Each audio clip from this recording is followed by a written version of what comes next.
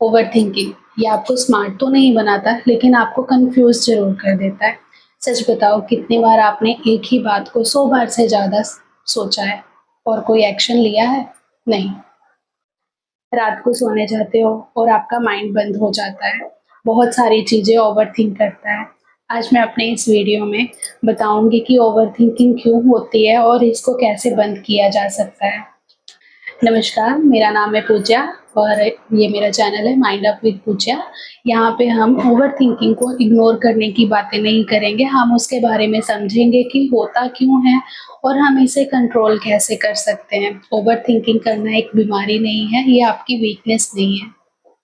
Overthinking के 2 main reasons हो सकते हैं। पहला, fear of loss of control और दूसरा, fear of taking wrong decisions. हम इन दोनों सिचुएशंस में अपने माइंड में 100 ऐसे सिनेरियोज़ बना लेते हैं, पॉसिबिलिटीज़ क्रिएट कर लेते हैं कि अगर मैं ऐसा करूँ तो सबसे बुरा क्या हो सकता है, या मैं ऐसा करूँगा तो इसका कुछ अच्छा होगा या नहीं होगा।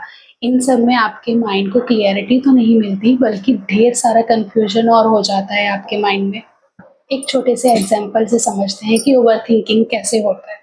सपोज आपने किसी को मैसेज किया, उसका रिप्लाई नहीं आया, या आपने किसी को कॉल किया, उसने आपको रिस्पॉन्ड नहीं दिया, उसके बात करने के तरीके में थोड़ा सा चेंज आया, तो आप अपने माइंड में बहुत सारी चीज़ें सोचोगे। मे बी उसकी लाइफ में कोई और है, या मे बी उसने मुझे ऐसे इग्नोर किया, मैं उसके लिए इम्पोर्टेंट नहीं हूँ। आप अपने फ्यूचर के बारे में सोचने लगते हो और इसमें होता क्या है, आपकी एंजाइटी बढ़ जाती है और आप मेंटली और फिजिकली एग्जॉस्ट होना शुरू हो जाते हो। ओवरथिंकिंग रोकने के चक्कर में बहुत सारे लोग ये मिस्टेक्स कर लेते हैं। वो क्या करते हैं, अपने आप को डिस्ट्रैक्ट करना शुरू कर देते हैं, मोबाइल यूज़ करना शुरू कर देते हैं, अपने माइंड को बोलने लगते हैं, इंडिकेशन देते हैं कि मत सोचो, मत सोचो। ऐसा करने से क्या होता है, हमारा माइंड फ़ोर्सफुली उन्हीं कंडीशंस के बारे में और ज़्यादा सोचता है। फिर हम क्या करते हैं, अपनी फीलिंग्स इग्नोर करते हैं। क्या होता है, कुछ भी रिज़ल्ट नहीं आता।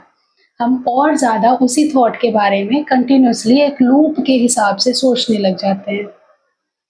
ओवरथिंकिंग कंट्रोल करने के मैं 5 ऐसे तरीके आपको बताऊँगी कि जो डेफ़िनेटली वर्क करते हैं।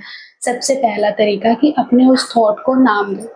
सपोज़ आपको किसी ने इग्नोर कर दिया या टोन चेंज हो गया उसके बात करने के तरीके में, तो आपको उस चीज़ के बारे में सोचना नहीं है। आपके माइंड को एक इंडिकेशन देना है कि मैं ओवरथिंक कर रहा हूँ। आपने जब अपने उस थॉट को नाम दे दिया, तो आपका माइंड ऑटोमेटिकली उस तरफ जाएगा ही नहीं। दूसरा टेक्निक है एक्शन लेना। सपोज़ आपको किसी ने इग्नोर कर दिया, ठीक है, कर दिया।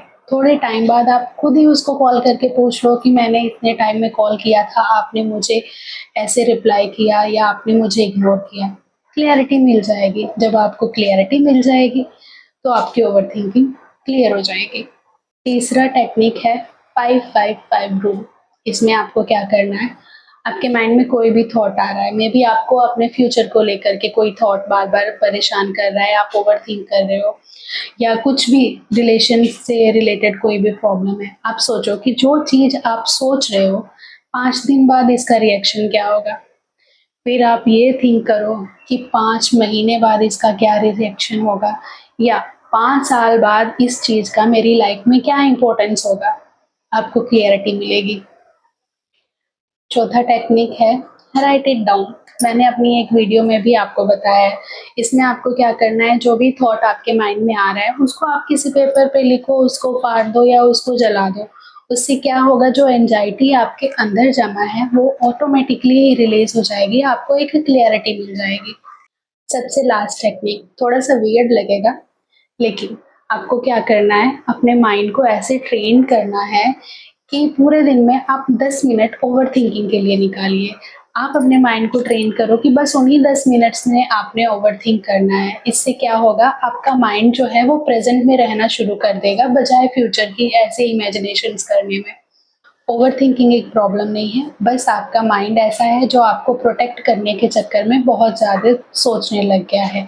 हमें अपने माइंड को सिखाना पड़ेगा, ये कुछ ज़्यादा ही ओवर प्रोटेक्टिव हो गया है। अगर आप ओवरथिंक कर रहे हो तो इसका मतलब ये नहीं कि आप वीक हो। आप बस एक ऐसे माइंड के साथ रह रहे हो जो बहुत ज़्यादा सोचता है।